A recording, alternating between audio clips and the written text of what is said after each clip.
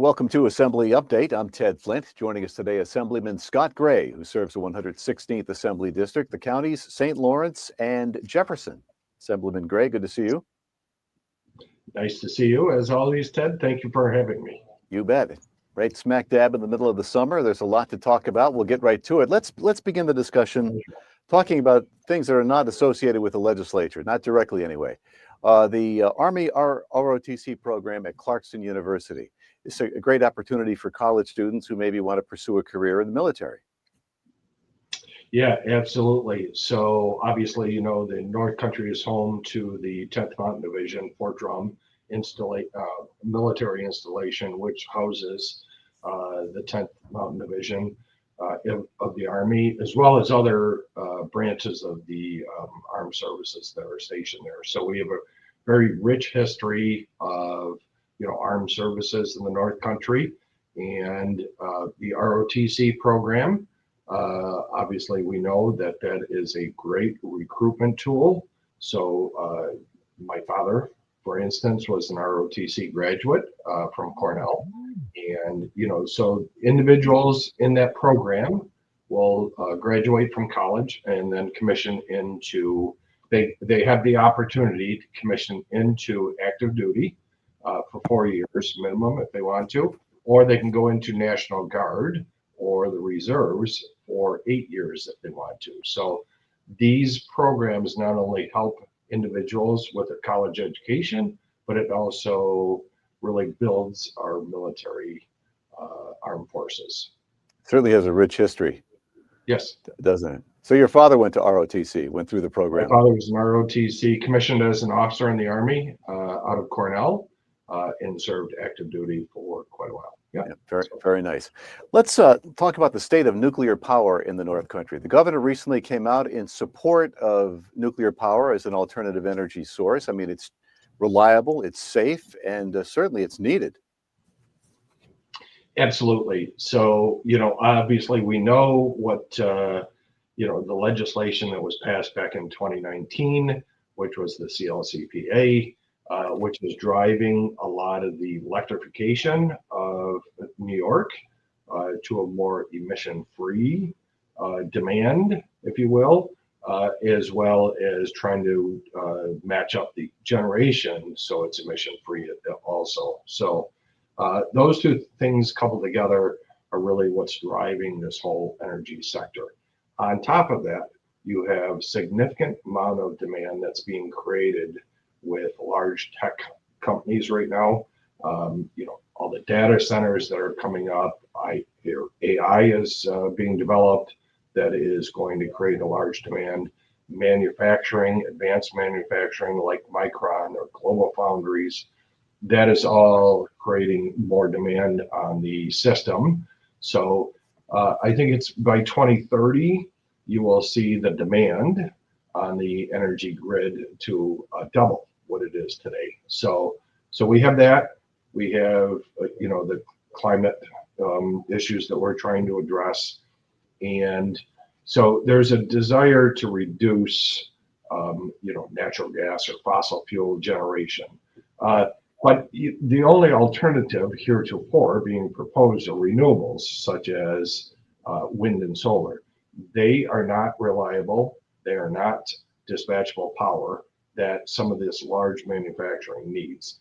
So it requires a significant overbuild of those of renewable sector in order to make up for some of this natural gas or some of the fossil fuel generation that we have. So having said that, renewables cannot answer the demand that's being placed on the grid.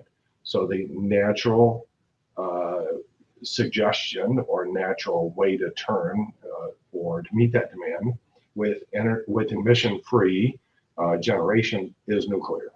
And so New York State, a year ago, the governor held a summit in Syracuse that really started to try to pivot New York toward nuclear, and that's where we're at right now. And so we have been progressing. The governor has stood up and announced that there's going to be additional 1 gigawatt of nuclear energy developed in New York State.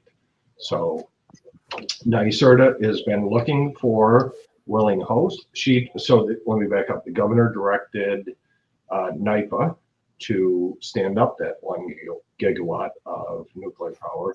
Mhm. And NYSERDA has been redeveloping the draft blueprint and looking for willing communities to host it. So all of that came together, coupled with the fact that we have an initiative on the federal government side to stand up nuclear power as well. The DoD and DOE are working together to stand up nuclear power on installations as a pilot program. One has been stood up in the Northwest with the Air Force, and Fort Drum was one of 6 in the running for an installation on the Army side for nuclear. We believe they're now one of 2 that are being considered for nuclear power. So we have a federal initiative, we have a state initiative, and both state initiative could involve Northern New York. Certainly the federal initiative looks like it's going to involve Northern New York through Fort Drum. So we held a forum, informational gathering, to kind of put out and so kind of dispel some of the myths of nuclear and try to educate local leaders on nuclear. We had an overwhelming response, and our communities are ready and willing to host advanced nuclear technology. Well, as you mentioned, there is a demand for it. Demand is up, manufacturing and in other areas. So the supply in this case is meeting the demand, which is how it's supposed to work. Right. And as you know, the CLCPA is responsible, right, with some of the grid upgrades, and that is having a negative effect on consumers' energy, utility cost.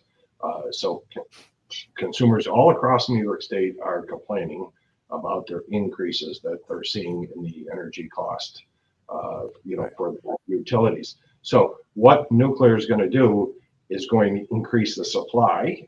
So as we all know, if we increase the supply and at least meet the demand or exceed the demand, we're going to bring the cost down. So that's long term, but that's what we're working for, is to try to stabilize the market for consumers and make us appealing for advanced manufacturing.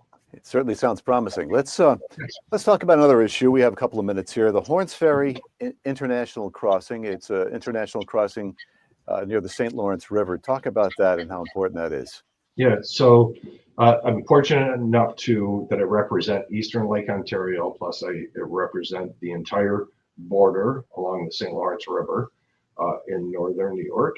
And so we have 3 crossings to our vehicle traffics, actually 3 bridges: the Cornwall, Prescott Bridge, Ogdensburg Prescott, and then the Thousand Islands Bridge. And then we have a water crossing with the Horns Ferry that has run for years between Cape Vincent, New York, and has ferried vehicles and bicyclists over to Wolf Island. And then there's a subsequent ferry on the other side of Wolf Island that takes people to Kingston. So it's not only a novel international crossing, but in a lot of cases it's a necessity. It's a shorter than going all the way up to the Thousand Islands Bridge. So that has had some disruption in services as of late with the owners. One owner went ill and then subsequently passed away. So at this point it is idle, and we are trying to get that reestablished. So I'm working with the community of Cape Vincent and our counterparts over on the Canadian side. We have the member of provincial parliament over there, a couple of them that I'm meeting with, as well as mayors from both sides of the border. And we're trying to get that ferry stood back up. It requires purchasing the land on both the Canadian side and the US side. It requires working with the immigrations officials on both sides of the border to stand up port of entries that have been previously established. And then we get to the issue of the vessel. There is a vessel. Obviously, the Horns Ferry family still owns the vessel. that is available for sale. There's another one that's been located that's available for sale in the United States in the event we can't get that one. Oddly, the ironic thing on that is it's a Canadian vessel, and so it has to be operated from the Canadian side by Canadian officials. So very, very strict restrictions on that vessel. So there is an alternative approach that possibly we could get a vessel on the U.S. side. So all of that is work in progress. We'd love to get it restored. It matters for tourism, which is, very popular. Sure. Obviously, Northern New York is a strong tourist area. Very good. I was going to mention that obviously it impacts tourism greatly. Yes, If you want to get in touch with us, yeah, go ahead. Yeah, that's well, it's a major issue because what it does is it brings in just that much more traffic into obviously both sides of the border. So it's not only a local community issue of Cape Vincent, but it's a greater Jefferson County issue, and it really drives a lot of the sales tax collections because those people do a lot of shopping. So it matters. It's a win-win. If you want to get in touch with Assemblyman Scott Gray, you can do that by dialing at his district office, and that is in Canton. There's a number, 315-386-2037, or in Watertown, 315-786-0284. Assemblyman Scott Gray, it's always a pleasure to see you, sir. Likewise, Ted. Enjoy the rest of your summer. We'll talk to you real soon. Sounds good. I appreciate it. Thanks for your time. You betcha. And thank you for joining us on Assembly Update. We'll see you soon. I'm Ted Flint.